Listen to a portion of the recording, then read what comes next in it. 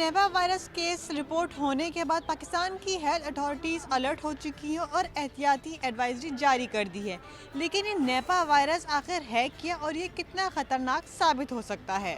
NIPA virus ایک خطرناک بیماری ہے جس کا پہلے باقاعدہ آغاز 1998 میں ملیشیا سے ہوا تھا۔ یہ وائرس ملیشیا کے گاؤں نیپا میں سامنے آیا۔ اسی گاؤں کے نام پر اسے نیپا وائرس کہا جاتا ہے، جو جانوروں سے انسانوں میں منتقل ہوتا ہے۔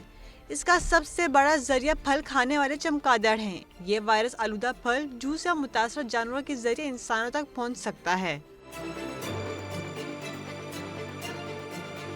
نیپا وائرس انسان سے انسان میں بھی منتقل ہو سکتا ہے۔ اس وائرس کو اس لیے خطرناک کہا جاتا ہے کیونکہ اس کی اموات کی شرح 40 سے 75% تک ہے، جبکہ ابھی تک اس وائرس کا کوئی مخصوص علاج یا ویکسین موجود نہیں۔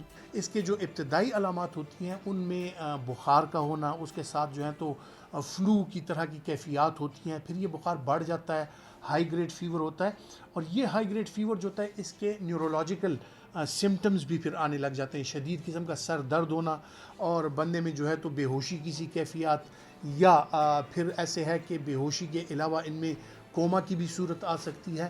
انکیفلائٹس یعنی برین جو ہوتا ہے اس میں یہ انفیکشن پہنچ جاتا ہے، اور اس کی وجہ سے جو ہے تو انسان جو ہے وہ حواس باختہ ہو جاتا ہے۔ ماہرین صحت کے مطابق نیپا وائرس سے بچاؤ کے لیے گرے ہوئے پھل استعمال نہ کرے اور دھو کر استعمال کرنے اور بیمار افراد سے فاصلہ رکھنے سمیت ہاتھوں کی صفائی اور ماسک کا استعمال کا مشورہ دیتے ہیں۔